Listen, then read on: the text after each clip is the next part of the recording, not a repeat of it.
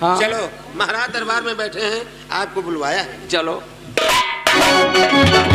महाराज बाला छुट्टी ये हो। महाराज ये देखिए, लाला पंडित दरबार में हाजिर है। हाजिर है। हाँ। ठीक। आइए आचार्य जी, बैठिए।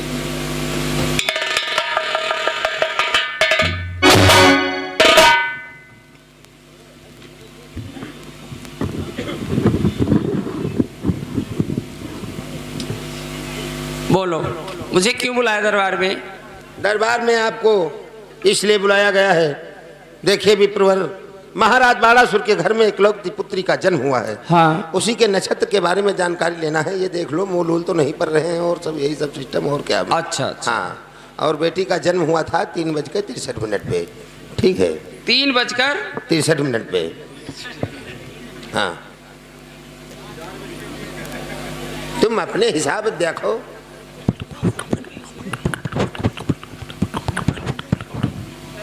हाँ हाँ, खूब जोड़ गांठ लो, खूब जोड़ गांठ लो, अपने हिसाब से देखो। महाराज, पुत्री का जन्म तो बहुत शुभ समय पे हुआ है और शुभ समय पर जन्म होने के कारण उसका नाम क्या निकला महाराज?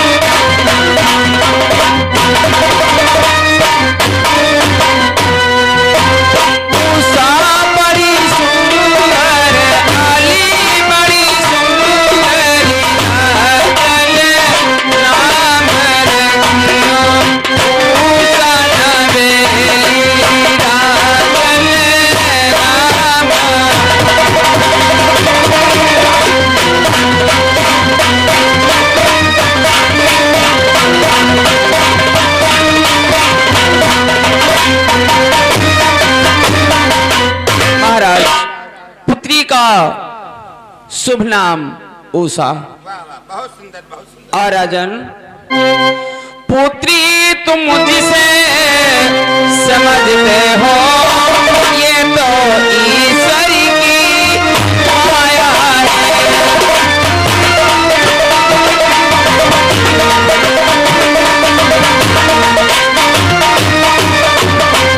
पुत्री तुम मुझसे समझते हो, ये तो ईश्वर की माया है।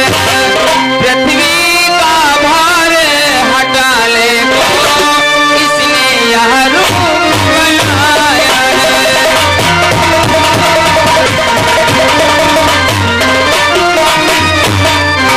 पृथ्वी का भार हटा ले को, इसलिए यह रूप बनाया है।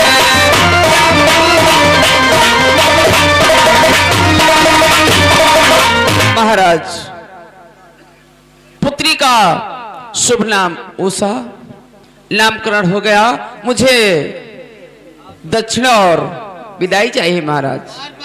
हाँ महाराज। आचार्य जी को ले जाओ और खजाने से बहुत सा द्रव्य देकर के विदा कर दो। अच्छा, ऐसी बात। चलिए आचार्य जी, आपका विलंब।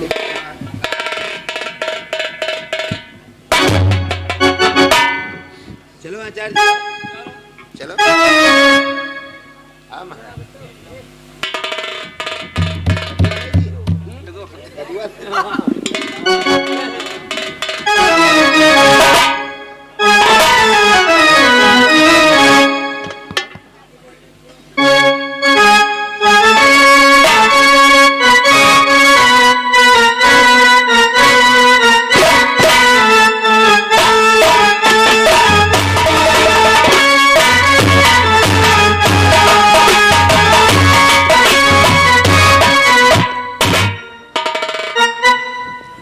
प्रेमी सज्जनों सीन समझ लें। देखिए भगवान भोलेनाथ के इच्छा अनुसार बाणासुर के घर में कन्या का जन्म होता है और महाराज बाणासुर लाला पंडित को बुलवा के नामकरण करवाया। लाला पंडित पोथी पत्रा के मतानुसार बतलाने लगे, राजन इस कन्या का जन्म ब्रह्म मुहूर्त में हुआ है तो इसका नाम उषा ही रख दिया जाए। महाराज बाणासुर ऐसा ही करते हैं, नाम उषा ही रख देते हैं और वही उषा धीरे धीरे धीरे धीरे धीरे धीरे सयानी होती जा रही है। महाराज बाणासुर दरबार में बैठे हैं, अपने पुत्री उषा को बुलवाते हैं। आप लोग सीन में देखेंगे आगे क्या होता है।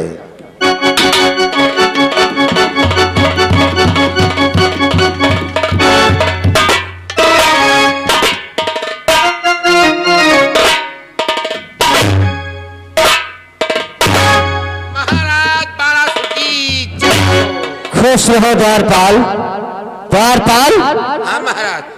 हमारी बेटी उषा हमसे प्रतिदिन मिलने के लिए आती थी, परंतु आज क्या बात हुई जो हमारी बेटी उषा हमसे मिलने नहीं आई है, इसलिए तुम तत्काल महलों को जाओ और शीघ्र हमारी बेटी उषा को बुला करके दरबार में लाओ।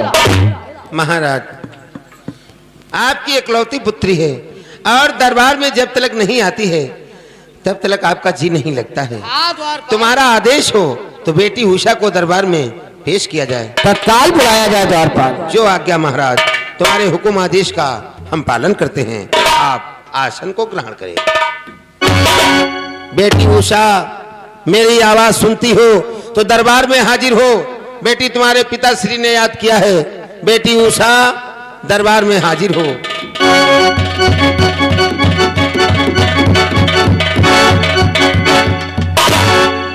कहो, मुझे किस लिए याद किया? बेटी तुम तो जानती हो, इकलौती पुत्री हो महाराज, आपको देखने के लिए लालायित रहते हैं। क्या? दरबार में चलो, तुम्हारे पिताश्री ने याद किया है बेटी। हमारे पिताजी ने मुझे याद किया है? हाँ बेटी। तो फिर चलो, मैं अपने पिताश्री से मिलने चलती हूँ। आइए।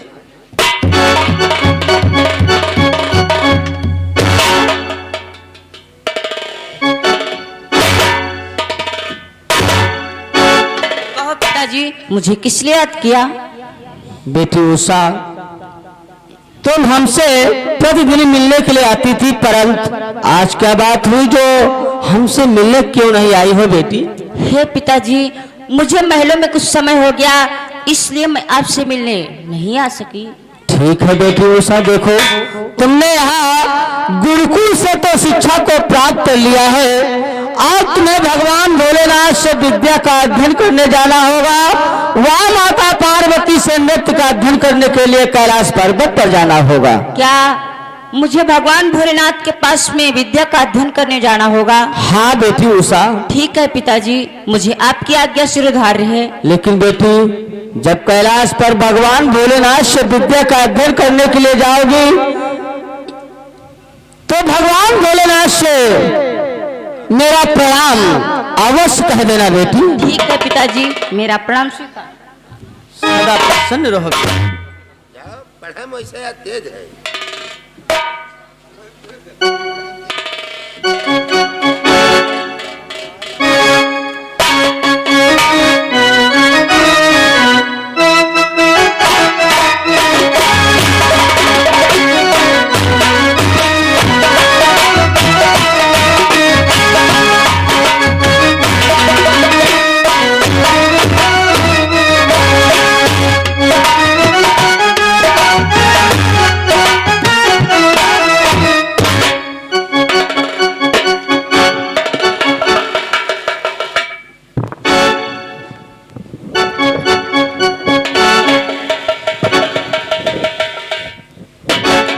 सर्वप्रथम भगवान भोलेनाथ के चरणों में मेरा प्रणाम स्वीकार।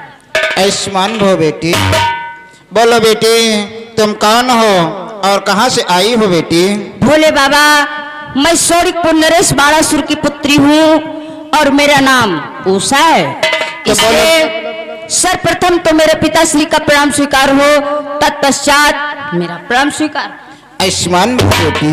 बोलो बेटी, हमारे पास किस कारण है तो आई हो बेटी? भोले बाबा, मैं अपने पिताजी की आज्ञा के अनुसार आपके पास में विद्या का अध्ययन करने आई हूँ। क्या कहा बेटी? तुम हमारे पास हो शिक्षा ग्रहण करने हेतु आई हो। हाँ भोले बाबा। तो ठीक है बेटी, मैं तुम्हें शिक्षा अवश्य दूंगा। आओ आसन ग्रहण करो। जो आज्ञा भोले बाबा। भोले बाबा बहुत दयालु हैं। भोले बाबा की बात पर ध्यान दे हो तो जान लो पास हुई दी हो। बेटी साल 6 महीने पढ़ावत है।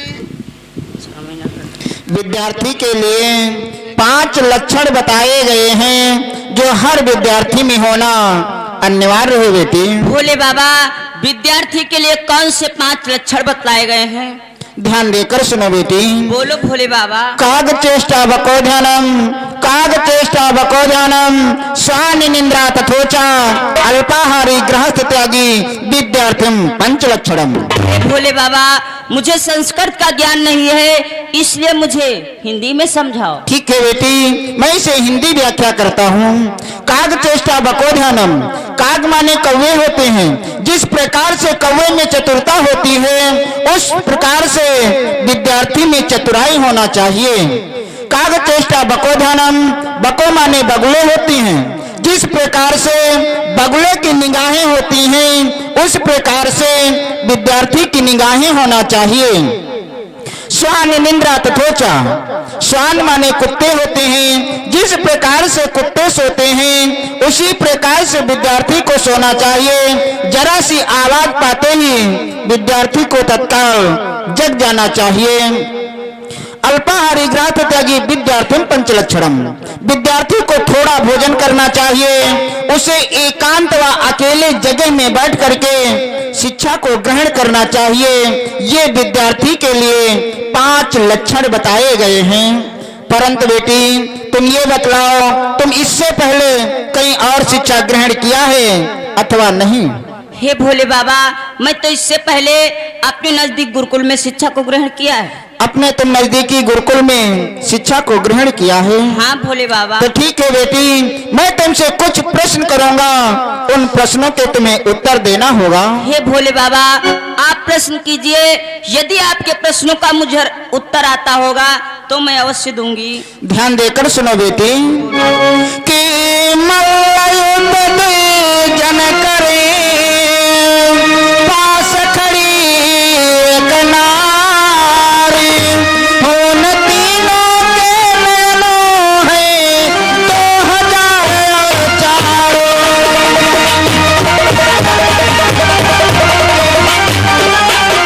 उन तीनों के नैनों है 2004।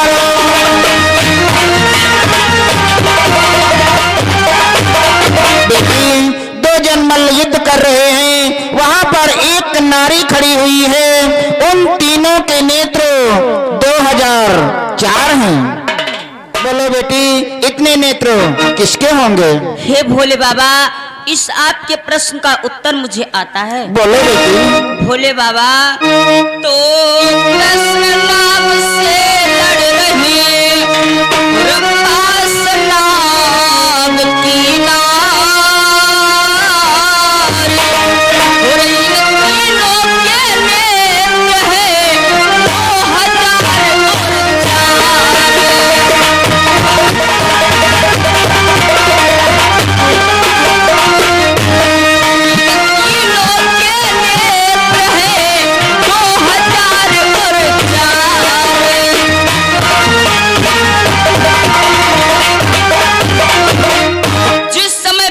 श्री कृष्ण वह कालियानाग का युद्ध हो रहा था। उस समय कालियानाग की स्त्री वहीं पर थी।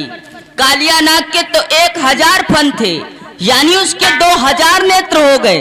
2 नेत्र कालियानाग की स्त्री के, 2 नेत्र भगवान श्री कृष्ण के, तीनों के नेत्र मिलाकर के 2004 हो गए। आपके प्रश्न का उत्तर ये हुआ। वाह बेटी, ये तुम्हारा उत्तर सही रहा। और सुनो बेटी। बोलो बोले बाबा। कि 2 पग चले 4 लटकाए, 2 पग चले 4 लटकाए, 3 शीश 2 नयन सुहाए।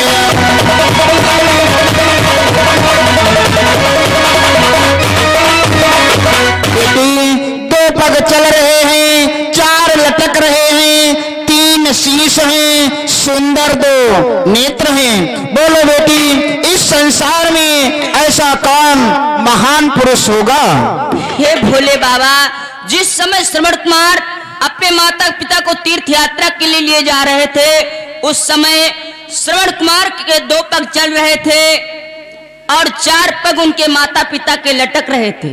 शीश तो 3 थे, परंतु उनके माता पिता तो अंधे थे। सुंदर नेत्र श्रवण कुमार के 2 ही थे। आपके प्रश्न का उत्तर ये हुआ। वाह बेटी, ये भी तुम्हारा आंसर सही रहा। अब मैं राशियों का आख्यान करता हूँ बेटी। प्रश्न कीजिए। कि तुला तुला की जंग है, तापर मेघ प्रचंड, सिंह कहे कर जोड़ कर, कुंभ भेजिए संग।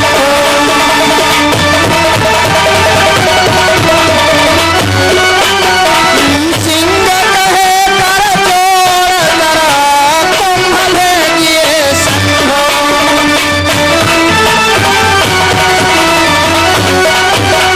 बेटी, तुला तुला की जंग है, तापर मेघ प्रचंड, सिंह कहे कर जोड़ कर, कुंभ भेजिए संग। बोलो बेटी, इसका उत्तर क्या हुआ? हे भोले बाबा, तो राम रावण का युद्ध था, और लक्ष्मण क्रोध प्रचंड, हाथ जोड़ मंदोदरी कहे, सिया भेजियो संग।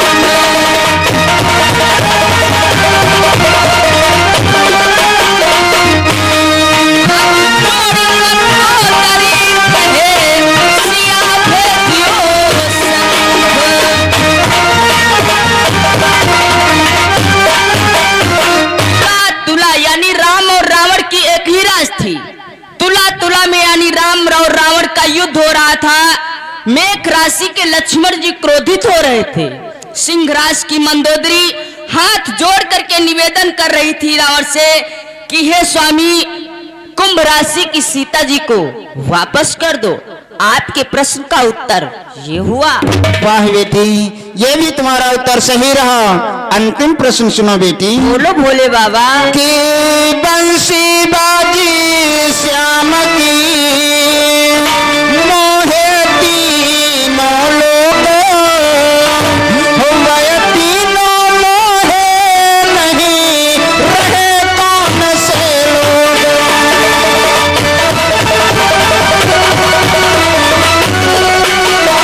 हुए तीनों मोहे, नहीं रहे कौन से लोग।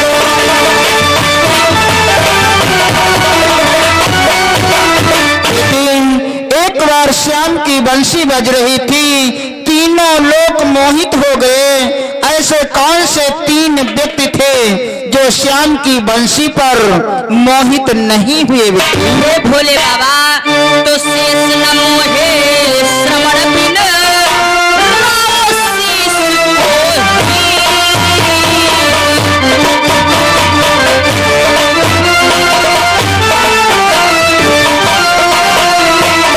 शेष न मोहे श्रवण बिन, राव शीस मोही। मुनि चेत मोहे नहीं, रहे भक्ति में।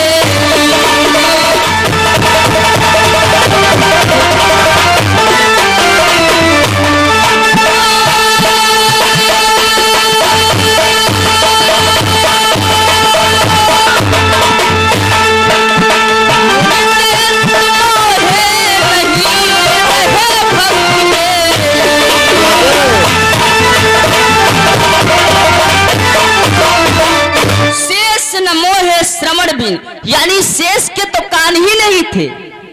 राव शीश को ही, यानी राव के शीश ही नहीं था। मुनि जयंत महाराज वे तो भक्ति में लीन थे। इन तीनों के कान में बंसी की धुन पड़ी ही नहीं। यही 3 महान पुरुष भगवान श्री कृष्ण की बंसी पर मोहित नहीं हुए। आपके प्रश्न का उत्तर ये हुआ। वाह बेटी, ये भी तुम्हारा उत्तर सही रहा। आज की शिक्षा यहीं तक हो, कल ब्रह्म मुहूर्त में आना, तुम्हें शिक्षा और दूंगा। ठीक है भोले बाबा, जैसी आपकी आज्ञा, मेरा प्रणाम स्वीकार। आयुष्मान भव बेटी, सदैव सुखी रहो। देवी, आज ना जाने क्यों मेरा मन विचलित हो रहा है, इस कारण मुझे नृत्य दिखाओ देवी। जैसी आज्ञा हो स्वामी। आराम हो जाओ। प्रियम, प्रियम,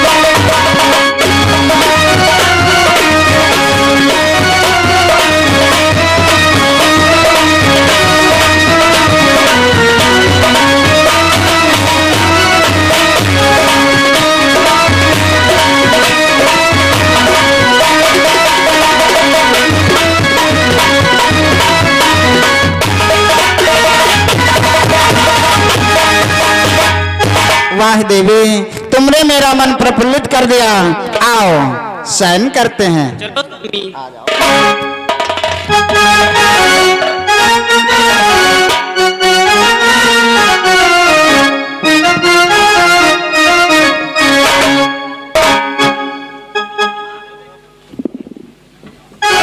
हेलो, आप लोग सीन समझे?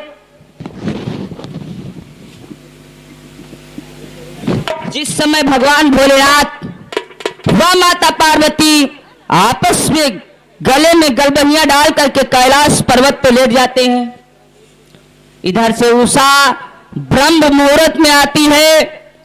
इस प्रकार से सोता देख करके उसके मन में कौन सी भावना उत्पन्न होती है, आप लोग सीन में देखें। आज भगवान भोलेनाथ कैसे लेते हैं। हाय कि भोला, हाय कि भोला सोए रहे पर्वत पर की अपनी पार्वती के संग। भोला सोए रहे पर्वत पर की अपनी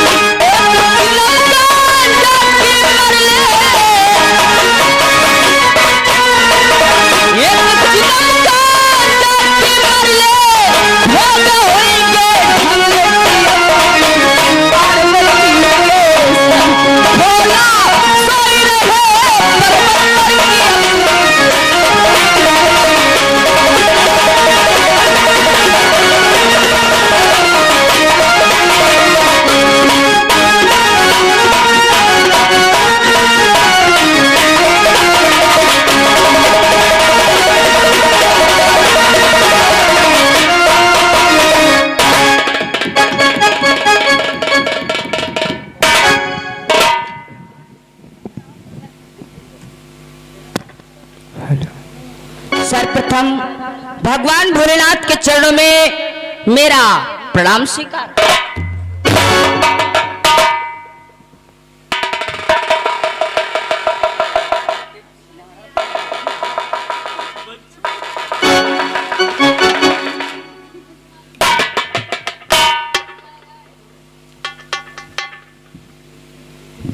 आज ये मैं क्या देख रही हूँ? भगवान भोलेनाथ वह माता पार्वती कैसे आपस में गले में गलबहिया डाल करके सो रहे हैं। काश कि हे भूतेश्वर हे अखिलेश्वर यदि मेरी साथी